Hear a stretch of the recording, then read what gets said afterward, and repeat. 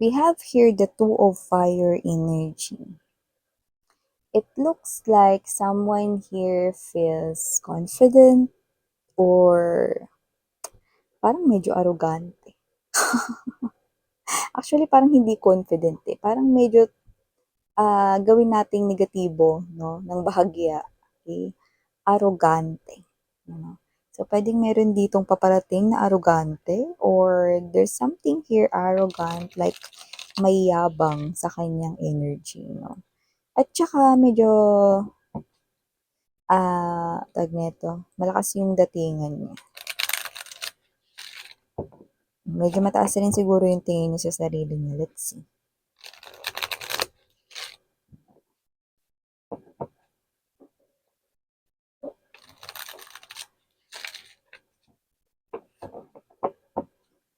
Okay.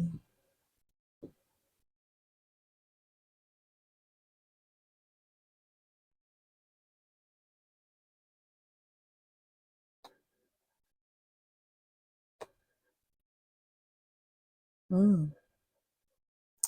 Kung sino man tong energy na to mga babes, no, sinabihan kayo nito ng I love you or mahal niya kayo. Yun ang nakikita ko rito. But I don't like the energy that this person here is giving out because the Seven of Air, this person right here could be deceiving you or merong deception dito. But let me see more.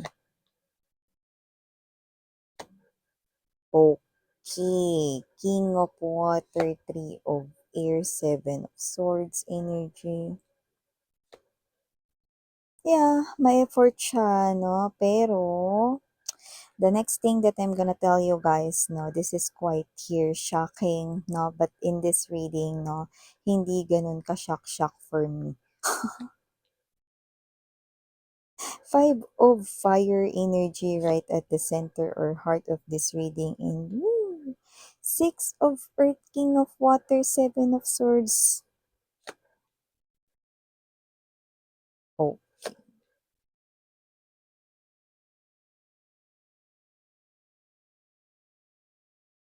okay. So, yun na nga yung sinasabi natin. Bottom of the deck, Eight of Air energy, transformation, and love.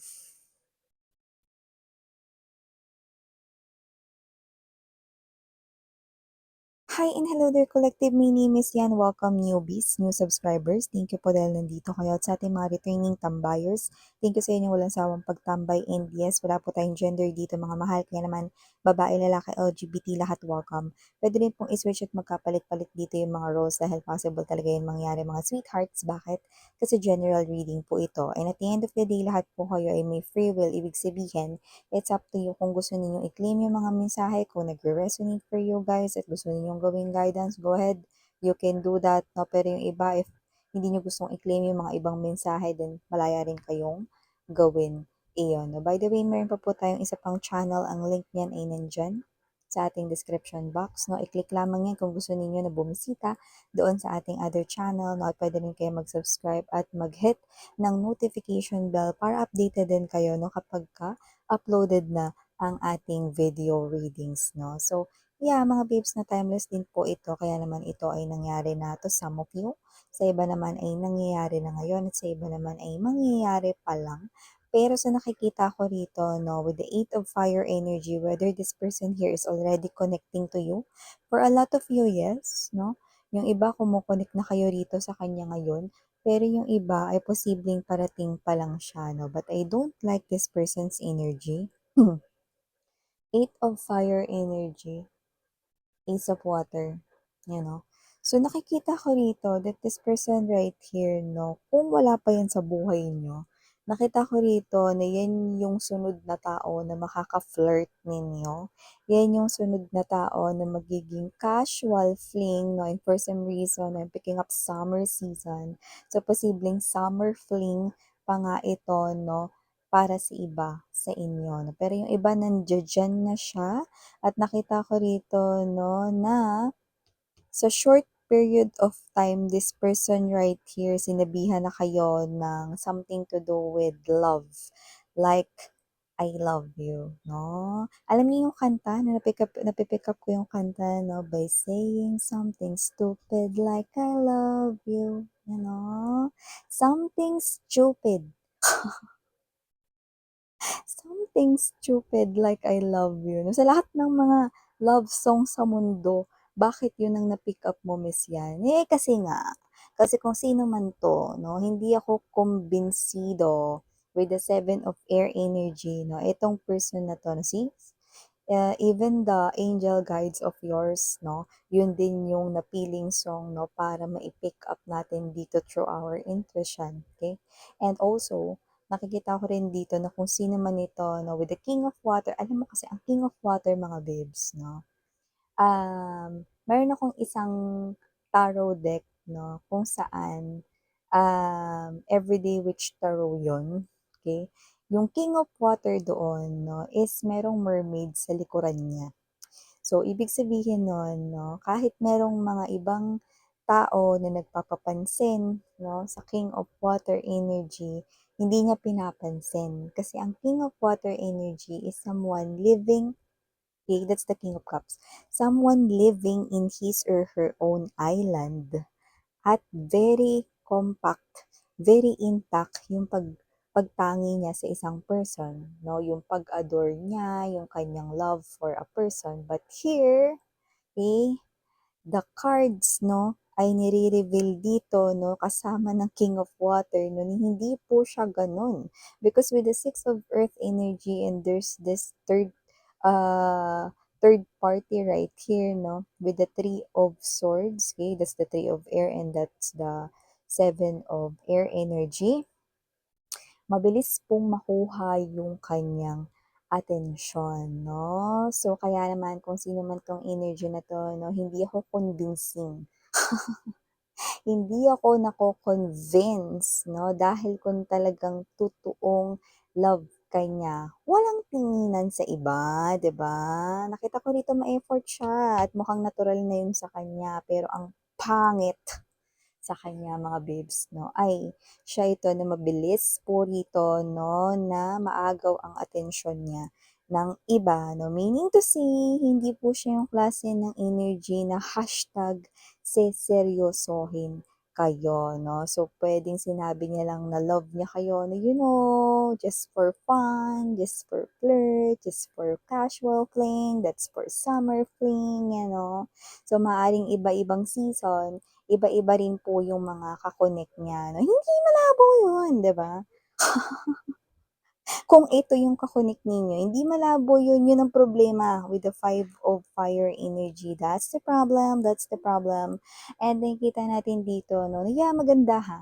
Kasi nakita ko rito ma-effort 'tong tao na 'to 'no, with the Nine of Fire energy. Kapag meron talaga siyang ginusto, 'yan 'no, gagawin niya talaga ang lahat ng kanyang makakaya, ang buo niya ritong makakaya para mabingwit yon, masungkit yon, makuha yon, mapatao man yan, mapabagay, lahat ginagawa niya rito ng paraan 'no. Pero sa hindi tamang paraan 'no. So, posibleng siya ay mandaya, pandaraya 'no, there's something deceptive right here. This person here is also someone 'no, who cheats, 'yan 'no, puwedeng a lot.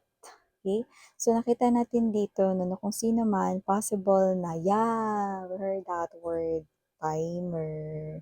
So, it looks like with the timer, puwede rin siya ay nagtu-two time 'no, or two timer, or when we say timer 'no, may oras lang 'yun. So, ibig sabihin 'no, kagaya na binanggit ko kanina, iba't ibang season siguro, iba-iba rito na parang mga weather, 'di ba?